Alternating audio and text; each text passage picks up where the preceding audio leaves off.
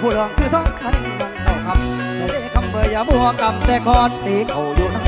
เหลียวขึ้นฟ้าดาละดาคุณดาวกันสาวนั้นในป่าเฟืองดุกุมสุ่มไฟยางต้นทางที่เขามานอนดาวอยู่ซุ่มละคุ้มกว่าบ่หายหนาวกลายไม่ถึงตายบ่อยู่พอตู้แม่ตู้เพิ่นบอกให้ทิ้งไฟแต่ว่าพี่มันหนาวหัวใจแต่ว่าพี่มันหนาวหัวใจมันหนาวไม่ได้ปีนไฟกับบ่อุ่นถ้าได้คุณมาเป็นคู่ซ้อนเป็นคู่นอนร่วมหมอนกับคุณเคียงข้างสองกลางหอมคุณเนื้อนิ่มละมุนแล้วคงสิอุ่นไม่เบาเขามีสู้สมดมเย็นอายเราเห็นอยู่ซุ่มละคนกดกี่เบาลมพัดเจ้าเดาเฮงเพ่งเห็นได้แต่เน้นนอนเดาเบิ่งเดือนเดินยางกลายปีนั่นละหันละมาไม่น้ำใจบ่ได้บ่ได้เอาสู่บ่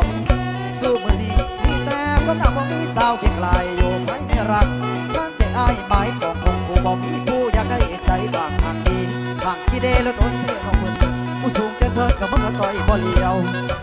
ก็มันต่อยบ่เลี้ยวลงมาเดียวเดี๋ยวไม่ค่อยติดเดี๋ยวนอนปิ้งเตาไฟอยู่ให้นะคอยน้อง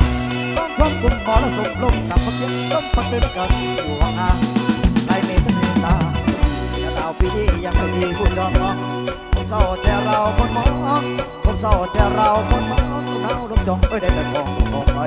ไปเด้สิมาเห็นใจคอยสาวเล็กสาวน้อยอ้อยต้อยสิเอาโอ้หนุ่มบ้านนาดอนนาเอาโอ้หนุ่มบ้านนาดอนนาเอากับบ้านนาดาวต้องไป